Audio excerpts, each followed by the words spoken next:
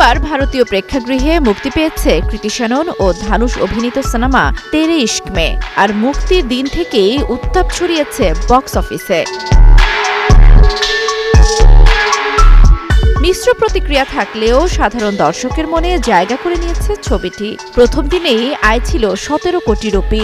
এবছরের হিন্দি রোমান্টিক সিনেমার মধ্যে দ্বিতীয় সর্বোচ্চ তেরে ইশক মে। অনেকে বলছেন এটি সাইয়ারার প্রথম সপ্তাহের আয়ের রেকর্ডও ছাড়িয়ে যেতে পারে। হিন্দি সিনেমায় ধানুষের প্রত্যাবর্তনও এনে দিয়েছে নস্টালজিয়ার ছোঁয়া। রাঞ্ঝানা দিয়ে যে জাদু শুরু হয়েছিল, দীর্ঘ বিরতির পর আবারও ঘটল আনন্দ এল রায়ের সঙ্গে তার মিলন। গল্পে ধানুষের চরিত্র শঙ্কর, অস্থির, গম্ভীর, আবেগপ্রবণ এক তরুণ। আর কৃতির মুক্তি চরিত্রটি একদিকে কোমল, অন্যদিকে আবেগিক।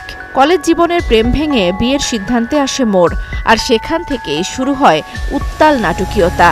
আর এআর রহমানের সুরে গানগুলো আগেই জনপ্রিয় হয়ে উঠেছিল। এর আগে কৃতি শ্যানন ধানুষের অভিনয়ের দক্ষতা নিয়ে বলেন, ১ সেকেন্ডেই বাস্তব থেকে হয়েছেন শঙ্কর। ধনুষও জানালেন, শঙ্কর মুক্তির প্রেমের গভীরতা এসেছে দুজনের মিলিত পরিশ্রমেই।